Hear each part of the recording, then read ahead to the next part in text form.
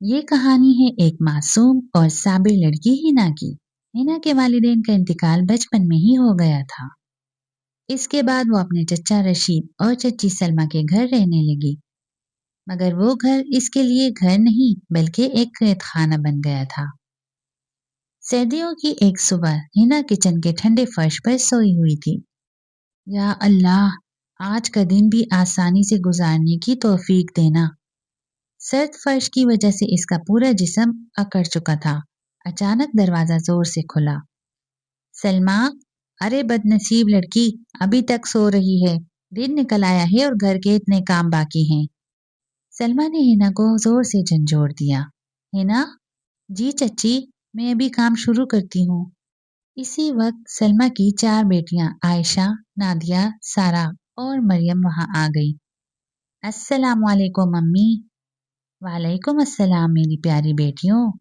امی، آج ناشتے میں کیا بن رہا ہے؟ بہت بھوک لگی ہے۔ تم لوگ بتاؤ کیا کھانا ہے؟ امی، آج تو مٹن بریانی کھانے کا دل کر رہا ہے۔ سلمہ نے فوراً ہنا کی طرف غصے سے دیکھا۔ سن لیا، سب کے تیار ہونے سے پہلے مٹن بریانی بن جانی چاہیے۔ ہنا نے جھاڑو اٹھائی اور گھر کی صفائی شروع کر دی۔ پہلے صفائی کر لیتی ہوں، پھر نہا کر نماز پڑھوں گی، پھر بریانی بنا دوں گی۔ کچھ دیر بعد وہ نہانے کے لیے گئی۔ بالٹی میں برف جیسا ٹھنڈا پانی تھا۔ یا اللہ، پانی تو برف جیسا ہے، مگر نہانا تو پڑے گا۔ کسی طرح وہ نہا کر باہر آئی، نماز پڑھی اور دعا مانگی۔ یا اللہ، میرے امی ابو کو جنت نصیب کرنا اور سب پر رحم کرنا۔ ہنا جب کچن میں پہنچی تو اسے یاد آیا کہ گھر میں مٹن ہی نہیں ہے۔ وہ حال میں گئی۔ چچی، مٹن کہاں ہے؟ بریانی بنانی ہے۔ یہ میرا گھر ہے یا کسائی کی دکان؟ جا بازار سے خرید کر لا۔ جی چچی۔ سلمہ نے اس کے ہاتھ میں پیسے تما دیے۔ باہر شدید سردی تھی۔ ہنا کے ہاتھ کانپ رہے تھے۔ وہ جلدی جلدی بازار پہنچی۔ بھائی، آدھا کلو اچھا مٹن دے دیجئے۔ مٹن لے کر وہ گھر واپس آئی اور فوراً کھانا بنانے لگ گئی۔ کچھ دیر بعد ناشتہ تیار تھا، مگر یہ چائے اتنی گرم کیوں ہے؟ میرا منہ جل گیا، اور یہ پراٹھا بھی جلا ہوا ہے۔ سلمہ غصے میں آگ بگولا ہو گئی۔ اس نے ہنا کو زور سے تھپڑ مارا۔ کچھ نہیں آتا تمہیں، سب دوبارہ بناؤ۔ ہنا آنسوؤں کے ساتھ دوبارہ ناشتہ بنانے لگی۔ وقت گزرتا گیا، رمضان کا مہینہ آ گیا۔ گھر میں سب سحری کھا رہے تھے، جبکہ ہنا صرف سوکھی روٹی کھا کر روزہ رکھتی۔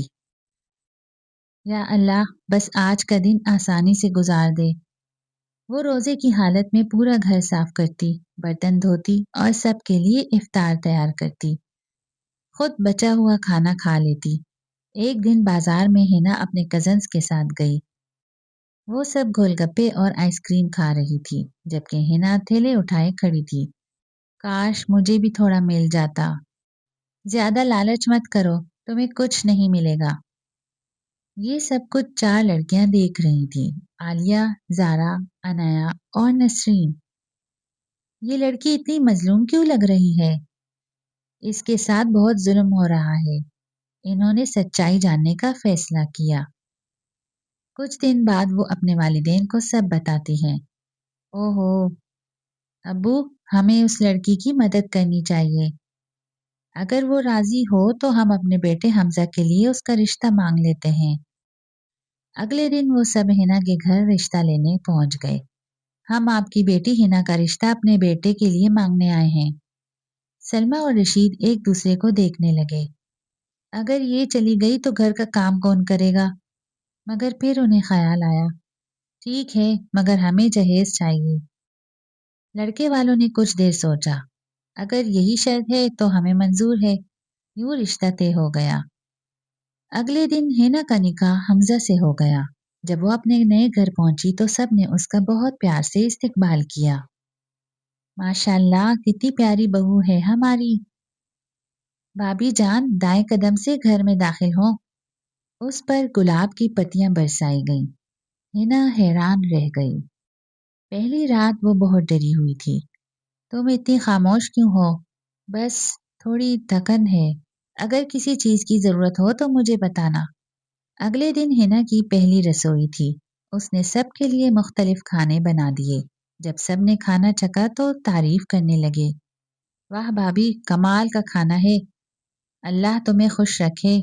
ہنا کی آنکھوں میں آنسو آ گئے۔ پھر ایک دن نندو کو پتہ چلا کہ ہنا کے پاس پہننے کے لیے کپڑے بھی نہیں ہیں۔ انہوں نے چپکے سے اس کی الماری کپڑوں سے بھر دی۔ اگلی صبح جب ہنا نے الماری کھولی تو حیران رہ گئی۔ یہ سب کپڑے، یہ سب تمہارے لیے ہے بہو، یہ سب تمہارے لیے ہے بہو۔ ہنا کی آنکھوں میں خوشی کے آنسو آ گئے۔ ہنا نے پہلی بار محسوس کیا کہ دنیا میں برے لوگ بھی ہوتے ہیں اور اچھے بھی۔ جہاں اسے اپنے رشتہ داروں کے گھر ذلت ملی، وہیں سسرال میں اسے عزت، محبت اور سکون ملا۔ اور رمضان کا مہینہ اس کے لیے پہلی بار واقعی رحمت اور خوشیوں کا مہینہ بن گیا۔